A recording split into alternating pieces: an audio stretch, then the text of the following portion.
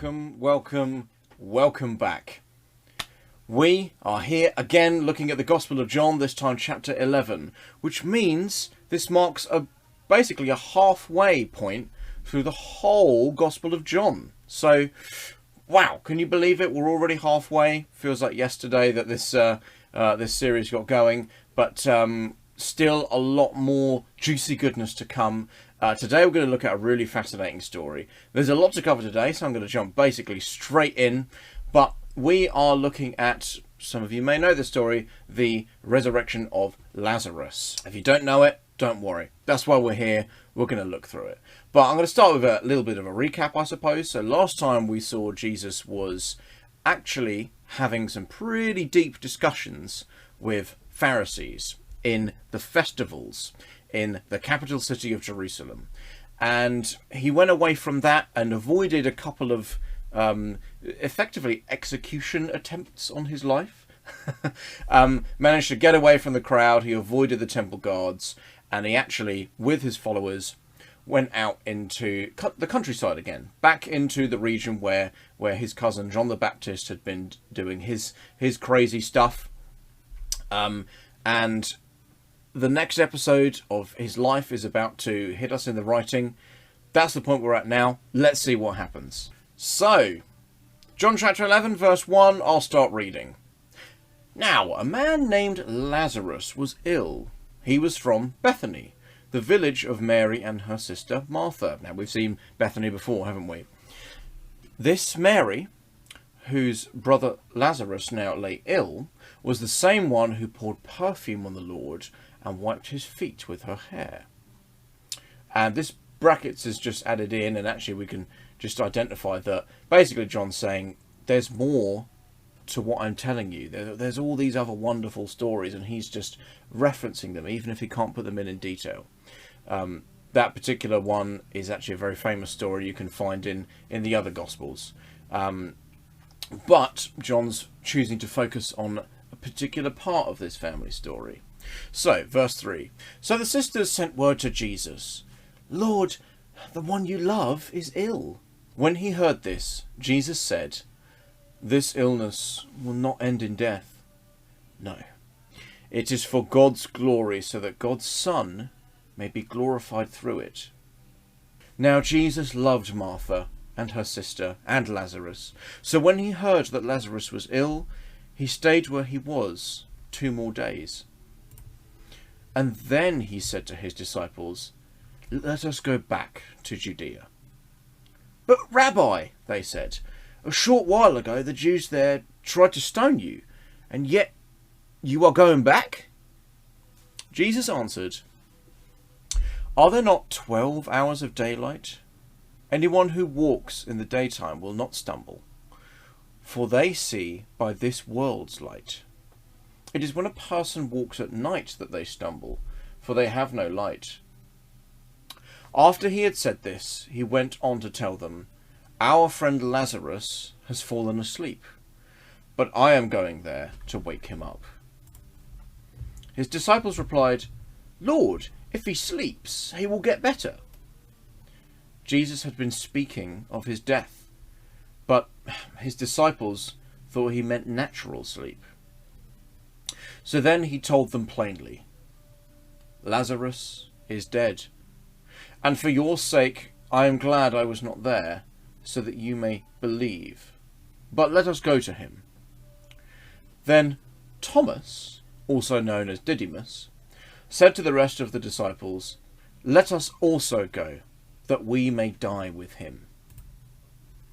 On his arrival, Jesus found that Lazarus had already been in the tomb for 4 days. Now, Bethany was less than 2 miles from Jerusalem, and many Jews had come to Martha and Mary to comfort them in their loss of their brother. When Martha heard that Jesus was coming, she went out to meet him, but Mary stayed at home. "Lord," Martha said to Jesus, "if you had been here, my brother would not have died. But I know that even now God will give you whatever you ask." Jesus said to her, "Your brother will rise again." Martha answered, I know he will rise again in the resurrection at the last day." Jesus said to her, "I am the resurrection and the life. The one who believes in me will live, even though they die. And whoever lives by believing in me will never die. Do you believe this?" "Yes, Lord," she replied. "I believe that you are the Messiah, the Son of God, who is to come into the world." After she had said this, she went back and called her sister Mary aside. "The teacher is here," she said, "and is asking for you." When Mary heard this, she got up quickly and went to him. Now Jesus had not yet entered the village, but was still at the place where Martha had met him. When the Jews who had been with Mary in the house, comforting her, noticed how quickly she got up and went out, they followed her, supposing she was going to the tomb to mourn there. When Mary reached the place where Jesus was and saw him, she fell at his feet and said, "Lord, if you had been here, my brother would not have died." When Jesus saw her weeping, and the Jews who had come along with her also weeping, he was deeply moved in spirit and troubled. "Where have you laid him?" he asked. "Come and see, Lord," they replied. Jesus wept. Then the Jews said, "See how he loved him." But some of them said, "Could not he who opened the eyes of the blind man have kept this man from dying?" Crikey. Woo! What an interesting next step in the story of Jesus. He went into the wilderness, went to the countryside to get away from all the persecution, to get away from all the people hounding him and trying to kill him. And he is met with the news that his friend, one who he dearly loved, was ill, so ill to the point of death. Whew. Imagine if you were just trying to have a getaway, be on a bit of a holiday, and that's the news you're met with. One of your best mates, one who you would love so dearly, perhaps you consider them to be practically a family member, has been struck with an illness, and this illness is not named, but all we know is that it's terminal, and actually by the time you get there, that friend of yours is dead. What a strange series of events, I suppose we can call it.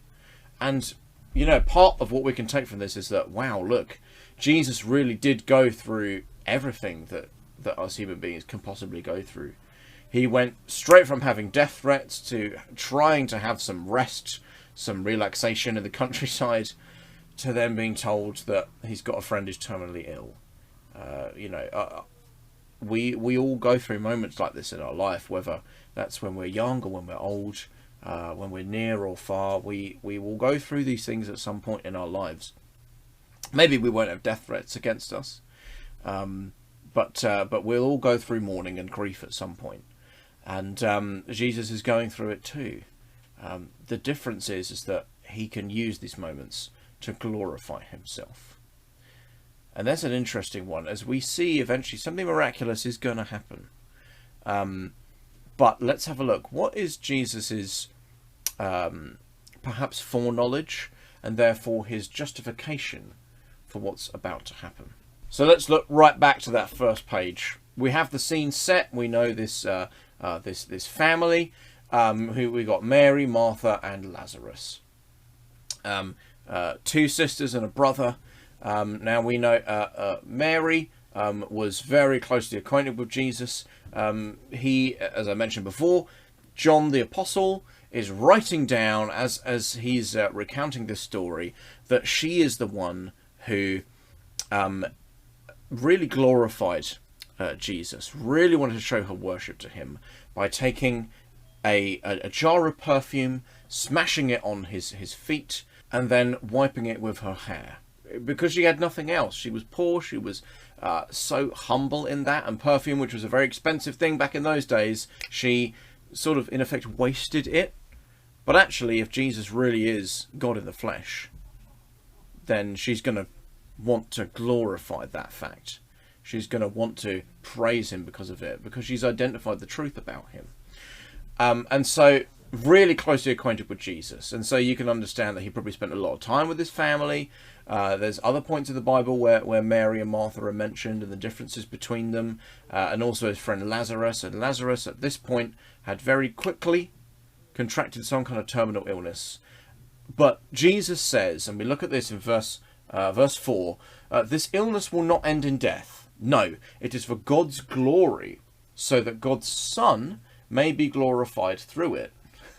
The breaking of the perfume on his feet was not enough to glorify him. Actually, Jesus knew that something great was going to happen.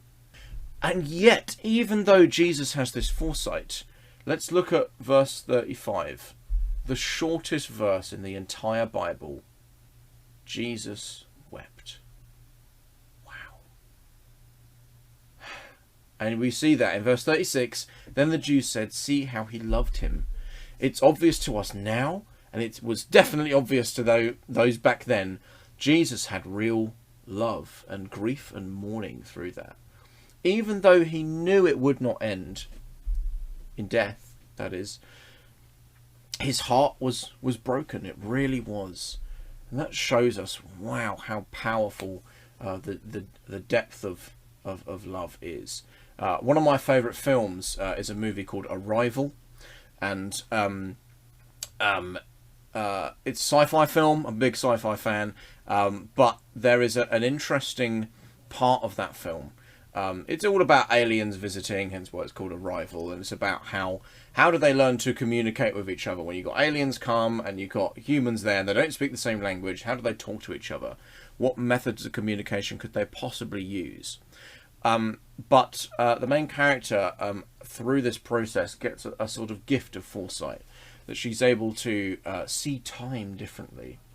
And there's a part of that film where she knows she's going to go through the heartbreak of having a daughter who, in her teenage years, the daughter will contract some kind of cancer and die from it. And even though she knows that, she, as a mother, still goes through the process of wanting a child, happily being a mother, and going through that process, even though she knows the turmoil she's going to go through. And when I saw that film, I couldn't help but think, she's got a sort of God's eye view on what time is like. You know, God knows all of the terrible things that we as human beings are going to do. When he said, let there be light, and he created the universe, he knew all of the terrible things that were going to happen. In the same way that, you know, those of you out there who are thinking about parenthood, you know you're going to have to go through changing nappies in the middle of the night. You know your nights are going to be sleepless. You know your kid's going to vomit and stain things. But that's not what matters. It's the love. It's the giggles. It's the laughter. It's the joy of having a child. That far outweighs all the terrible stuff. And in a sense, it's a different kind of foresight. You know, God actually knows the specifics of what's going to happen, but actually it's his love and his relationship with us. That's the most important thing. He's not going to let sin get in the way. He's not going to let the problems of mankind be a barrier to his relationship with us. And so we have a little inkling of that as we see Jesus reacting, yes, with foresight, but yes, with grief and with sadness, to the point where he weeps in public. We see here that he has not only the mind of God, but the purest heart of love as well, and shown to us in a very human way. How beautiful, how powerful is that? Another aspect of this family who've just lost their brother that I want to point out, whilst, as I mentioned elsewhere in the Bible, we actually have pointed out differences between Mary and Martha. In this passage, we see that they have the same kind of faith. When Jesus turns up, and they clearly were not only well acquainted with him, but understanding his power, the ability that he's had, even though at this point they probably hadn't actually seen Jesus raise anyone from the dead. They may have been aware that he's done other miracles of healing and whatnot, but they have such faith in him that their trust of his ability goes beyond what they've witnessed. And we see this firstly in Martha. Verse 21, Lord, Martha said to Jesus, if you had been here, my brother would not have died. But I know that even now God will give you whatever you ask. So, in her desperation, she's actually already started with knowing that, yeah, Jesus is the one. He has the potential to raise my brother from the dead. Or before then, to have healed him from this sickness. And through her grief, this shows how strong her faith is, I think. That bit in verse 22, whoops, right there. She says, but I know that even now God will give you whatever you ask. Even though the time for healing has passed and his body has perished, actually, you, Lord, you can still ask God whatever you ask. That relationship, that God is greater. Even though I, as the sister of my dead brother, I am filled with grief and all the terrible emotions that come with that. Actually, you know what? God is greater. God is greater than this. And we see this similarly in her sister. Verse 32, yep, right there. When Mary reached the place where Jesus was and saw him, she fell at his feet. And we know she's done this before. Lord, if you had been here, my brother would not have died. They both kind of knew what Jesus was capable of. They both adored him for who he was. They knew he wasn't just some bloke. They knew that he was the Son of God. We see that they don't necessarily understand the specifics of this. So, looking back at verse 23, Jesus said to her, your brother will rise again. And Martha answered, I know he will rise again at in the resurrection at the last day. And this is kind of the Jewish idea that that is still in the Bible technically, of that actually there is a day when all the dead will rise again. And this is often simply referred to as the resurrection. In that terms, we mean like the resurrection of all people rather than specifically the resurrection of Jesus. So there's part those two ideas from each other, I suppose. But actually, Jesus is saying to her, and he says in verse 25, Jesus said to her, I am the resurrection and the life. The one who believes in me will live even though they die. And whoever lives by believing in me will never die. Do you believe this? It's almost like he's kind of testing her. He's just kind of like, here's the doctrine. Here's the truth that I'm bringing. The fact is that the death of this body of yours is not the end of your life. Because actually, yes, there is a resurrection, but your life to come is not in this world that is broken and messed up and full of greed and war and stupid things. No, actually, you will have an abundant eternal life with God in paradise, a place beyond and better than this realm we perceive around us. And he's just checking, look, do you understand that? Do you believe this? He's identifying her faith. He's just laying down the specifics. And she says, yes, Lord, verse 27. She replied, and I believe that you are the Messiah, the Son of God, who is to come into the world. She is completely aware of exactly who this man is. He's not just, oh, that bloke, our mate of ours, Jesus, who comes around now and again. No, she is totally aware and totally believing in his teaching, in his miracles, and the example that he is, the perfect fellow that he is. And they love that about him, and that is what gives them the faith that, yeah, this Jesus guy, he can do this. He can bring our brother back from the dead if he really wants to. Some, however, not so convinced. Look at this, verse 37. Some of them said, could not he who opened the eyes of the blind have kept this man from dying? Now, perhaps that's said out of selfishness. They kind of, again, we see this attitude of, oh, they just want to get the miracles from him. They just want to get all the good stuff without actually believing in who he is. And we see Jesus continues to work here because actually the family, the sisters of Lazarus, they not only believe in his power, but they know the truth of exactly who he is. And so this is kind of speaking to the truth. Actually, wherever we go, we'll find people who receive the good stuff through their faith, and yet we'll see people who want the good stuff but don't want to commit their trust. They don't really want the commitment of faith, and yet that doesn't detail what Jesus is going to do. The reactions of human beings is not a factor that determines what Jesus is going to do. In fact, we're going to see quite the contrary. Jesus is going to do something, and as we've seen before, it's not for the sake of human beings. As we saw from that verse 4, it's for the glorification of God, so that the Son of God will be glorified through this. That's what's going to happen. So, what occurs? Let's find out. So, I'm going to start again at verse 38 and I'm going to read through to the end of the chapter. Jesus, once more deeply moved, came to the tomb. It was a cave, with a stone laid across the entrance. "Take the stone away," he said. "But Lord," said Martha, the sister of the dead man, "by this time there is a bad odour, for he has been in there for 4 days." Then Jesus says, "Did I not tell you that if you believe, you will see the glory of God?" So they took away the stone. Then Jesus looked up and said, "Father, I thank you that you have heard me. I knew that you will always hear me.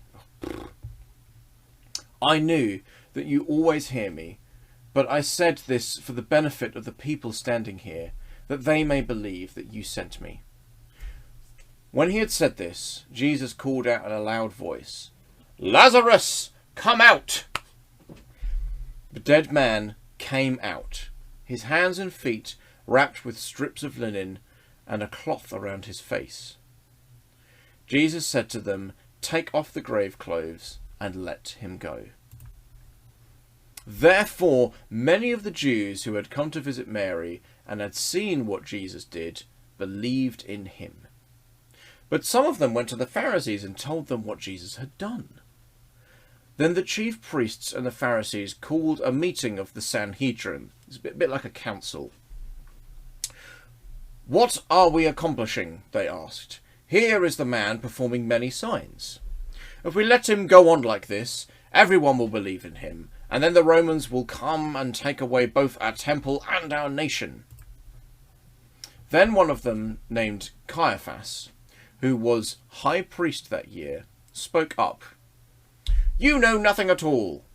Do you not realize that it is better for you that one man die for the people than that a whole nation perish?" He did not say this on his own, but as high priest that year, he prophesied that Jesus would die for the Jewish nation.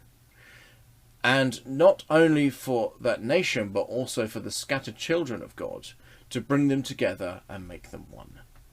So from that day, they plotted to take his life. Therefore, Jesus no longer moved about publicly among the people of Judea. Instead, he withdrew to a region near the wilderness, to a village called Ephraim, where he stayed with his disciples. When it was almost time for the Jewish Passover, many went up from the country to Jerusalem for the ceremonial cleansing before the Passover, which is basically the most important Jewish festival in the year. They kept looking for Jesus, and as they stood in the temple courts, they asked one another, "What do you think? Isn't he coming to the festival at all?" But the chief priests and the Pharisees had given orders that anyone who found out where Jesus was should report it, so that they might arrest him. Crikey. Can you see what I mean? That the reactions of men do not dictate what Jesus is going to do. What we saw, that actually there was even still doubt in his sisters when he went to the tomb and he's about to conduct a literal miracle of resurrection. Let's go back and have a look at exactly what the words are there. So again, we started with Jesus being deeply moved. What does this tell us? All through this situation, Jesus has love. He has emotion. He has compassion. And he goes straight up to the place where it was, and this was a pretty regular method of burying the dead, putting them in a cave, rolling a big stone over the front of it, so that it's in a cool place. It's not in the heat, so it's not gonna it's not gonna increase the rate of decomposition of the body. You put a stone there to keep the jackals and the scavengers and the predators away. Yeah, so pretty regular form of burial in this time in that part of the world. And Jesus says, "Take the stone away." But Martha says, "But Lord, by this time there is a bad odour, for he has been there 4 days." And I'm going to spare the details of what decomposing human bodies are like. Pretty graphic stuff. You can research it if you want to, but you can imagine that, yeah, she's right. You know, if you're aware that a body's been there and it's dead and there's been, minimal treatment of it, it's not in like a modern morgue we would have nowadays where bodies are kept cool for preservation, that, yeah, like it's going to be pretty nasty. And then Jesus says, "Did I not tell you that if you believe, you will see the glory of God?" So, at that, no questions asked, they take away the stone. Jesus looked up and says, "Father, I thank you that you have heard me." And this is the prayer that he prays. "I knew that you always hear me, but I said this for the benefit of all people standing here, that they may believe that you sent me." So again, and we've seen this attitude in him before, he doesn't do it to flex his spiritual muscles, say, "Look at me, I will raise him from the dead." He's pointing to God. He's pointing to his Father. He's saying, look, this is only capable because I have been sent by the Father. I'm the son of God. I am the Messiah. I'm the one sent here from heaven, and it's only because of this divinity that I, Jesus, am able to achieve this. And we see this confirmed when he gives the command, and it is quite literally a command. "Lazarus, come out!" And he says it with a loud voice. Now, to the Jews especially, this would be very important. And again, we've kind of seen attributes of this. Think back to the very beginning. In the beginning, God created the heavens and the earth. And God said, "Let there be light." So creation occurs through God speaking. It's "let there be light." He gives, in essence, a command, and creation happens. Now, if God can create a whole universe simply by speaking it into being, then when God's Son, the incarnate the incarnate Lord, comes down, Jesus walks up to this tomb. It's no biggie for him, actually, to then raise a man from the dead, to bring a decomposing body back to full life, free of sickness or decay. And so he gives it as a verbal command. He doesn't even touch the body. He just stands there from maybe a little distance, actually, and just says, "Lazarus, come out." And it's as simple as that. The dead man came out, verse 44, his hands and feet wrapped with strips of linen and a cloth around his face. And Jesus just says, "Take off the grave clothes and let him go." He is free from the bondage of death, in other words. He's back in the land of the living. How amazing, how beautiful is that? And we see that they clearly identify that this is God. John is writing in verse 45, "Therefore, many of the Jews who had come to visit Mary and had seen what Jesus did believed in him." They believed, just as Martha and Mary did, that he is the Son of God, that he is the Messiah, because he is able to bring back people from the dead, because they witnessed his prayer, he focused on the Father above, and with the same authority that God created the universe, he commands the dead body to rise again, and it happens. No questions asked. No weird like stuff. He wasn't like previously involved in some plot. In fact, he was some way away, spending time away from busy places. He does something that people can't argue with. It's it's a miracle quite there. But then we see the other side of this coin, if we can call it that. We see actually some went back to Jerusalem. They travelled the 2 miles or however far it is, back to Jerusalem, back to the capital, back to the Jewish leaders, the Pharisees. The chief priests with the Pharisees gather in the Sanhedrin, in this sort of theocratic council, and they are aware of this, and they're aware of the previous signs. We saw that in previous chapters, and they say, what are we accomplishing? Here is a man performing many signs, because previously they tried to snuff him out, and yet they're aware that actually, his miracles, they're racking up. He's not just healing the blind. He's not just feeding thousands of people. He's rising people from the dead. Only God can have this ability. There's been a few times in the Old Testament where, we're aware that the prayers of some prophets, and they're only human, the prophets have raised people from the dead through their prayers and their actions. But that's because it's the presence of God. That's because it's God answering their prayers. And so they are beginning to get an inkling of what's going on. However, the high priest at this time, Caiaphas or Cephas or however we want to pronounce that name, we see him introduced here in verse 49.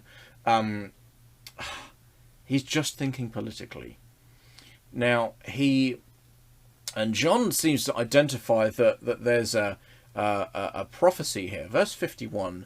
But as high priest that year, he had prophesied that Jesus would die for the Jewish nation. Now, we kind of, if you're a Christian, you're like, that's kind of true.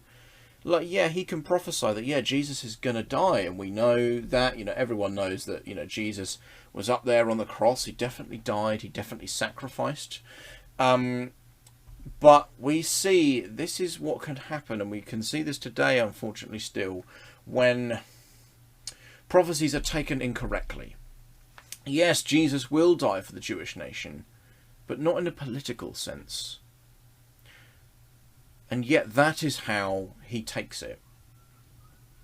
He thinks, well, it must be for a political reason. And he even specifies, he takes that prophecy further, not only for the nation, that is the nation of Israel, but for the scattered children of God, to bring them together and make them one.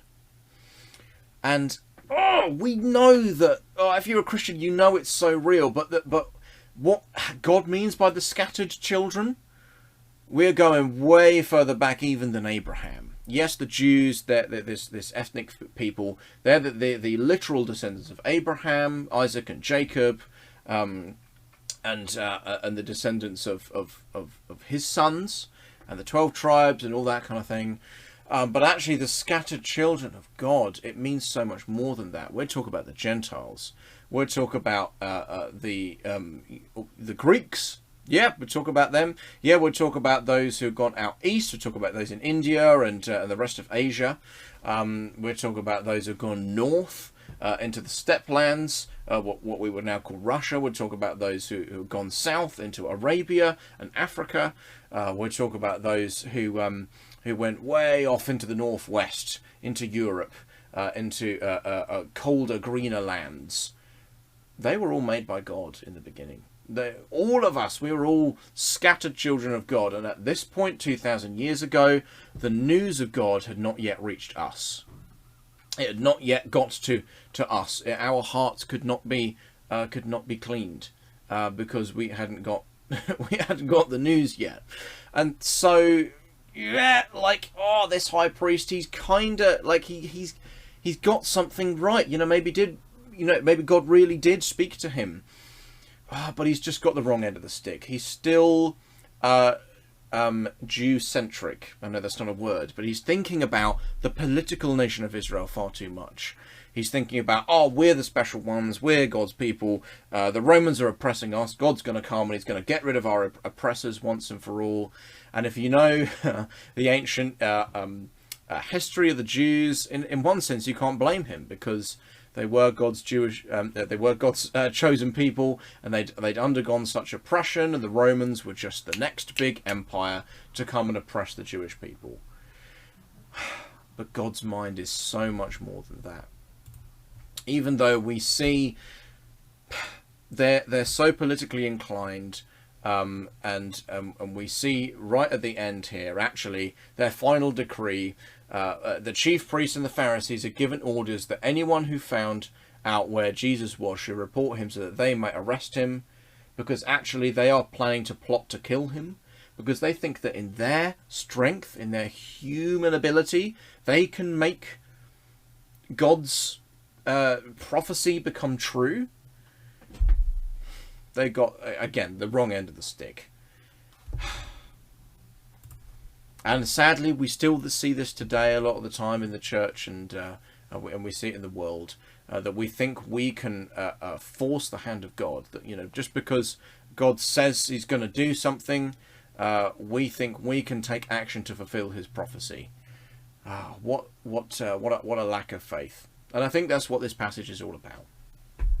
We're seeing that actually, you know, Jesus is saying, look, if you've got faith, if you really trust that I am who I am, then you'll let me do it. Look, when you come to human conclusions, Martha, all you conclude is that the brother of your dearly beloved brother, that his body is just decomposing. But actually, if you trust me, if you really trust that I'm the Son of God, that I'm the Messiah, then simply with love and with words, I will bring him back to life in my commandment, because I'm God and I'm going to do it. And maybe that's why John puts this next part of the story, that actually a plot is being brought together to kill Jesus. Maybe that's why he puts it here, that we see in the humble people, in the little villages and in the countryside, actually those who are close and intimate with Jesus, those like Mary who sacrificed their most precious possessions in order to glorify him, and yet in humility they had nothing to clean his feet but their hair. Crikey, what humility, what passion, what simple and beautiful love they had for him, and therefore what faith they learned to have in Jesus. Compared to the politicians, the leaders, the social reformers, who were far away from Jesus, who, yeah, they heard some of his sermons, and yeah, they're aware of his miracles, but they didn't choose to get to know him. And so their minds are just filled with political issues. They think, yes, Jesus is going to come and he's going to sacrifice for the Jewish nation, and we will be a great nation once again, and we will be united. But God's heart, we see it truly, don't we? While the Jewish leaders, they were just concerned about their fellow Jews. No, God's heart is concerned about the entire world. And we've already seen this. Think back to John chapter 3, when Jesus, the only intimate conversation he has with a Jewish leader, Nicodemus, and they meet at night time, and Jesus says that famous verse, for God so loved the world that he sent his only Son, and he's saying this as himself, that whoever believes in him will not perish but have eternal life. Remember, it's the world.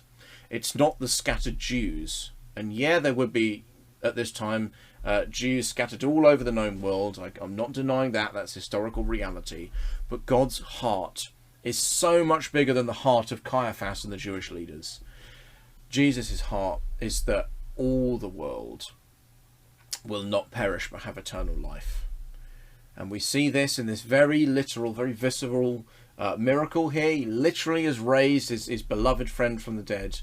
But actually, John perhaps is choosing to put this beautiful story of Jesus doing a resurrection of his beloved friend right with the story of this plot to arrest and kill Jesus coming together. The leaders of the nation are purposefully trying to kill him because they want greatness in a human way. They just want it in a political way. They want a power of a different kind. We're going to see which one, which heart, we compare these two, which is going to win, which power is greater, which ambition is more righteous. Some of us, we already know the answer. I hope most of us watching this, we already know the answer. We're going to see it unfold. But for now, that's been chapter 11. And this marks, we are now just over halfway through. We have 10 more chapters, and we have probably the most challenging parts to get through. Some of the more interesting aspects to go through, you might say. Certainly the more heartbreaking parts to see. But we're halfway through. I hope you are excited to see what's to come. Now, there might be some challenging things here. Yeah, I've started to talk about politics of the time. I started to talk about Jesus revealing himself in certain ways. This may stir up questions. This may stir up discussions. So, as I always say, we need the questions coming because we want that discussion to carry on flowing. This is just a video if you're watching it, or a podcast if you're listening to it later on. Whether you're perceiving this live or later, I hope you've enjoyed it. But this is just one little thing. So I encourage you. Perhaps you want to read the passages for yourself. Perhaps you've got questions concerning this. Let's get those questions flowing. We're always happy to come back, no matter how grueling and difficult those questions are. So let's ask them. Let's grapple with this together. So, I hope you've enjoyed that. I hope you are having a wonderful time wherever you are. And I hope you're looking forward to next time when we're going to do chapter 12. Until then, God bless you. I hope you are well. And from me, cheerio.